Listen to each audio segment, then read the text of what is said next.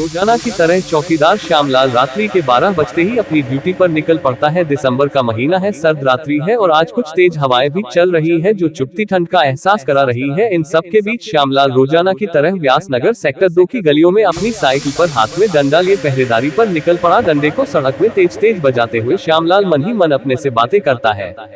आहा, आज तो ठंड कुछ ज्यादा ही है और साथ में तेज हवाएं भी चल रही है। मन तो कर रहा है कि आज सिर्फ सेक्टर 2 की पहरेदारी खत्म करके घर लौट चलो, पर क्या करूं, ड्यूटी में बेईमानी करना मेरे उसूल के खिलाफ है। चाहे ठंड कितनी भी हो, अपनी ड्यूटी पूरी करके ही जाऊंगा।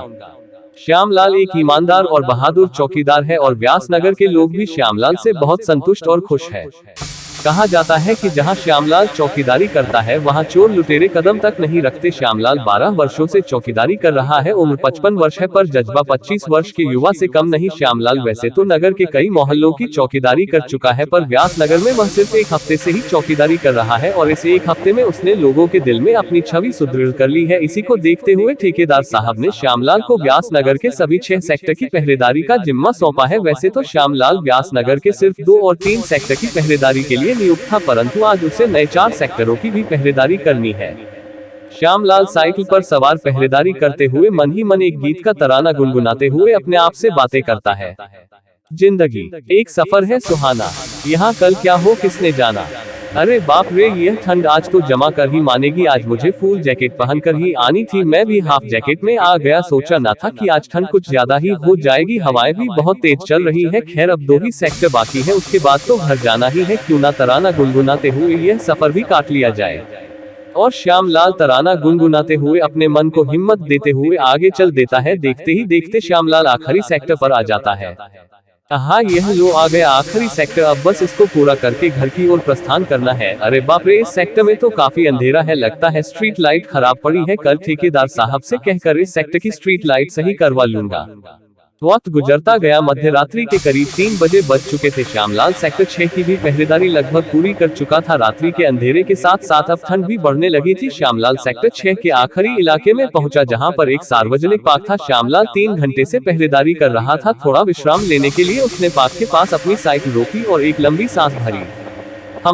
चलो, आज की ड्यूटी पूरी हुई। 3 बजे बज चुके हैं, सही समय में ड्यूटी पूरी हो गई। अब तो बस घर पहुंचकर गरम गरम चाय पी लूंगा और फिर घोड़े बेचकर सोऊंगा। तभी श्यामलाल को किसी के चलने की आहट सुनाई देती है। आवाज श्यामलाल के ठीक सामने से ही आ रही थी। श्यामलाल टॉर्च से रोशनी करके देखता है कि कौन व्यक्ति इतनी रात गए, इतनी सर्द रात में बाहर घूम रहा है। कौन से सेक्टर में? श्यामलाल ने व्यक्ति से पूछा। जी, मैं सेक्टर 7 में रहता हूँ। आप यहाँ पर चौकीदार हैं? मैंने आपको आज पहली बार ही देखा है। उद्धरण चिन्ह। क्या सेक्टर 7? क्या कह रहे हो आप? मैं तो यहाँ 1 हफ्ते से चौकीदारी कर रहा हूँ। मुझे तो यहाँ पर बताया गया कि यहाँ तो सिर्फ 6 ही सेक्टर है और जहाँ तुम खड़े हो ये 6वां सेक्टर है। यह 7वां सेक्टर कहाँ से आ गया भाई? श्यामलाल ने आश्चर्य से पूछा। जी भैया, इस कॉलोनी में तो 7 सेक्टर है, क्या आपको नहीं पता? और क्या यह सेक्टर 6 है? काफी बदला बदला सा लग रहा है, हो सकता है ज्यादा अंधेरी की वजह से पहचान में नहीं आ रहा हो। खैर, अभी मुझे मदद की जरूरत थी और इस वक्त आप ही मेरी मदद कर सकते हैं। मेरे घर की चाबी ढूंढने में मुझे शक है कि चाबी इसी कॉलोनी में आने के बाद गुमी है। उद्धरण चिन्ह। अच्छा, चलो ढूंढते हैं। तुम्हारे घर की चाबी रात में एक अनजान मुसाफिर की मदद करना तो मेरा फर्ज है। पहले यह बताओ कि तुम रेलवे स्टेशन से यहाँ तक पैदल ही आए हो या फिर टैक्सी में आए थे? श्यामलाल ने एल्बर्ट को सहानुभूति देते हुए कहा। भैया, मैं रेलवे स्टेशन से टैक्सी करके चौराहे तक पहुंचा। टैक्सी वाले ने चौराहे तक ही छोड़ा क्योंकि कॉलोनी के अंदर जाने तक वह ज्यादा किराया मांग रहा था, तो मैंने चौराहे तक टैक्सी की और उसके बाद में पास के एक चर्च में प्रार्थना करने चला गया था। ओह हाँ, चर्च। हो सकता है कि चाबी मैंने चर्च में ही छोड़ दी हो, एल्बर्ट ने उत्साह पूर्वक कहा। तो फिर बात ही खत्म, चलो चर्च में चलते हैं। वैसे भी इस कॉलोनी में आसपास कोई भी चर्च नहीं है। तुम कौन से चर्च की बात कर रहे हो? खैर, इस समय तुम्हारी मदद करना मेरा फर्ज है। चलो चलकर ढूंढते हैं चाबी तुम्हारी, श्यामलाल ने सांस भरते हुए कहा।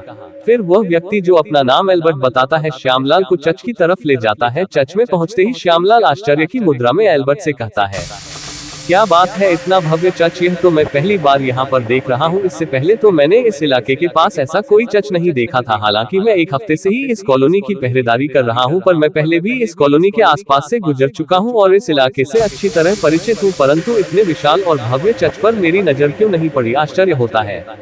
अरे भैया जी, यह चर्च तो यहाँ कब से है? यह इस नगर का सबसे पुराना चर्च है। जब मैं केवल 5 साल का था तब इस चर्च का निर्माण हुआ था, तब से यह चर्च यहीं पर ही है। हाँ, पहले चर्च इतना विशाल नहीं था, कुछ ही साल पहले इस पर निर्माण कार्य चला और इसको इतना भव्य और विशाल रूप दिया गया। श्यामलाल को काफी आश्चर्य हो रहा था कि इतने भव्य चर्च पर उसकी दृष्टि आज तक क्यों नहीं पड़ी। इतने वर्षों से वह इस इलाके में कई बार आ जा चुका है, परंतु उसने आज तक इस चर्च के बारे में किसी से सुना तक नहीं था। श्यामलाल आश्चर्य के स्वर में उस व्यक्ति से कहता है, हो सकता है मेरी दृष्टि इस चर्च पर नहीं पड़ी हो या मेरी याददाश्त कमजोर हो गई हो। खैर, हम ज्यादा वक्त बर्बाद नहीं करते, आओ तुम्हारी चाबी ढूंढते हैं।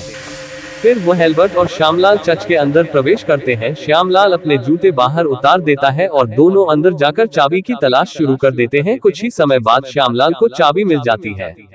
यह देखो एल्बर्ट भाई, क्या यह चाबी तुम्हारी है? इस पर तो तुम्हारे नाम का ही छल्ला लगा हुआ है। ओह, भगवान का शुक्र है। हाँ, यही तो मेरी चाबी है। आपका बहुत बहुत शुक्रिया भाई साहब, मदद के लिए बहुत बहुत शुक्रिया, एल्बर्ट ने उल्लासपूर्वक कहा। यह तो मेरा फर्ज था मेरे भाई, इसमें शुक्रिया की कोई बात नहीं। चलो, काफी रात हो चुकी है, कुछ ही घंटों में सुबह हो जाएगी। अब तुम आराम से अपने घर जाओ, मैं भी अपने घर निकलता हूँ। श्यामलाल ने मुस्कुरा कर कहा, नहीं भाई साहब, आपने मेरी बहुत मदद की है, यह एहसान है आपका मुझ पर। मैं इस तरह तो आपको नहीं जाने दूंगा।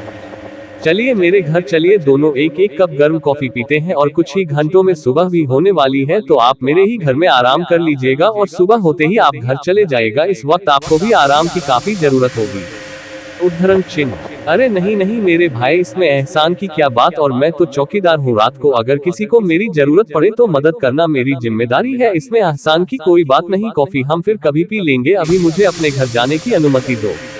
श्यामलाल ने काफी मना किया, परंतु एल्बर्ट की जिद के आगे आखिर श्यामलाल को हार माननी पड़ी और वह उसके साथ उसके घर चलने को राजी हो गया। अरे मेरे भाई, अब मैं क्या कहूँ, तुम इतनी जिद कर ही रहे हो तो चलो चलते हैं, पर मैं कॉफी नहीं गर्म चाय पीऊंगा। श्यामलाल ने मुस्कुराते हुए कहा, हाँ हाँ क्यों नहीं, आइए चलिए। एल्बर्ट ने हंसते हुए जवाब दिया। फिर दोनों ने घर में पहुंचकर गरम गरम चाय की चुस्कियां ली और बातों ही बातों में सुबह के 5 बजे बज गए, पर अभी भी अंधेरा उतना ही घना था क्योंकि सर्दी का वक्त था। सूरज उगने में अभी भी काफी वक्त था।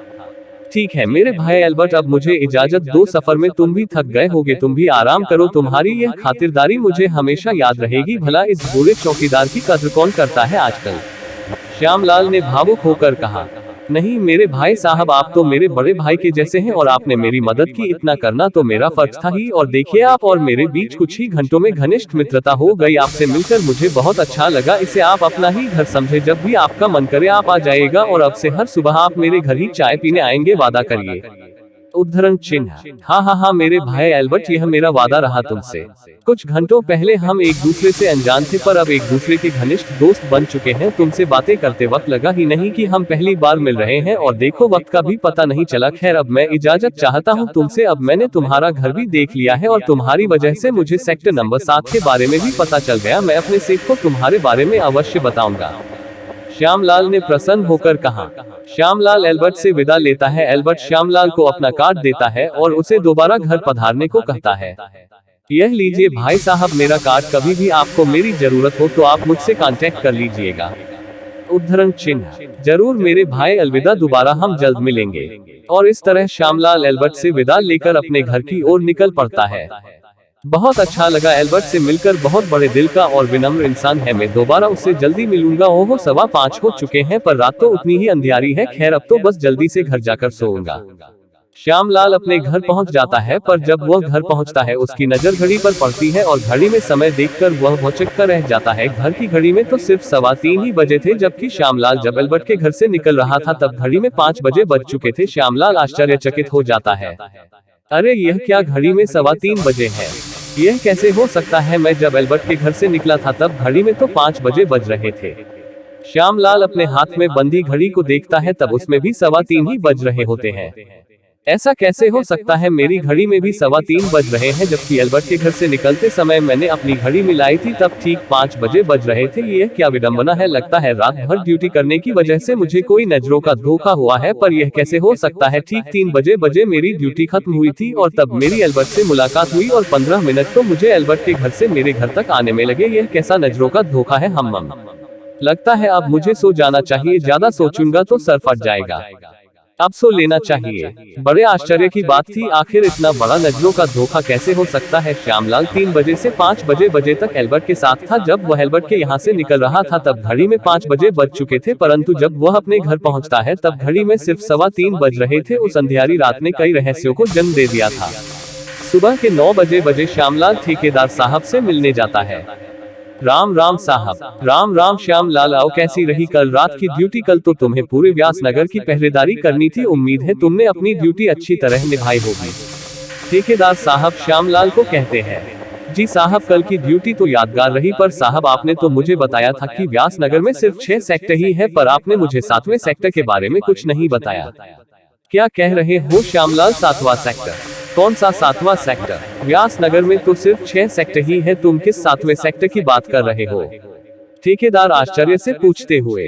अरे साहब, मैं उसी 7वें सेक्टर की बात कर रहा हूँ जो सेक्टर 6 के सार्वजनिक पार्क के थोड़ा आगे बना हुआ है। मुझे नहीं पता था कि यहाँ पर 7 सेक्टर है।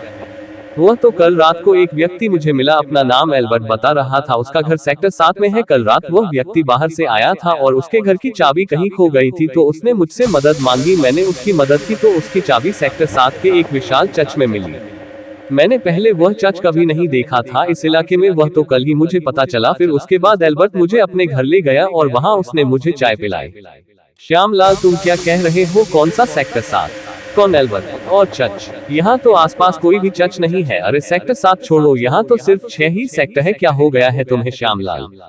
ठेकेदार गुस्से में श्यामलाल से बोलते हुए। मैं सच कह रहा हूँ साहब, यकीन नहीं आए तो आप चल कर देख लीजिए। और श्यामलाल ठेकेदार को सेक्टर नंबर 7 दिखाने सेक्टर 6 के सार्वजनिक पार्क की तरफ ले जाता है, जहाँ उसकी मुलाकात कल रात एल्बर्ट से हुई थी। साहब, इसी सार्वजनिक पार्क के आगे की गली में थोड़ा आगे जाकर सेक्टर नंबर 7 शुरू होता है। श्यामलाल ने ठेकेदार को बताया। क्या मजाक कर रहे हो श्यामलाल? इस गली के आगे तो कुछ भी नहीं है, इस गली के आगे तो जंगल शुरू हो जाता है, यहाँ पर तो कोई भी सेक्टर नहीं है। श्यामलाल, लगता है तुम्हें कोई भ्रम हुआ है। उद्धरण चिन्ह। अरे साहब नहीं, आप चलकर तो देखिए, आगे बहुत बड़ा सेक्टर है और वहाँ एक बहुत बड़ा चर्च भी है। हो सका तो मैं आपको एल्बर्ट से भी मिलवा दूंगा, श्यामलाल ने ठेकेदार को समझाया। श्यामलाल और ठेकेदार दोनों उस गली की तरफ बढ़ते हैं। तब वहाँ जो दृश्य देखने को मिलता है उससे श्यामलाल अचंभे में आ जाता है, क्योंकि वहाँ पर कोई भी सेक्टर 7 नहीं था। वहाँ एक वीरान जंगल था, दूर दूर तक कोई भी बस्ती नहीं थी। यह देख लो श्यामलाल, कहाँ है तुम्हारा सेक्टर 7? अजीब बातें करते हो तुम भी, मेरा वक्त भी तुमने खराब कर दिया। ठेकेदार चिड़चिड़ाहट में बोलते हुए। अरे साहब, मुझे यकीन नहीं हो रहा है, कल तो मैं यहाँ आया हूँ, यहाँ एक बहुत बड़ी बस्ती थी, यहीं पर ही सेक्टर नंबर 7 था, एल्बर्ट नाम का व्यक्ति भी यही रहता था, वही तो मुझे यहाँ पर लाया था। हे भगवान, मुझे कुछ समझ में नहीं आ रहा। श्यामलाल घबराते हुए कहता है। क्या बकवास कर रहे हो एल्बर्ट? लगता है तुम्हारी दिमागी हालत ठीक नहीं है। किस व्यक्ति से तुम मिले थे कल? कौन एल्बर्ट? उद्धरण चिन्ह।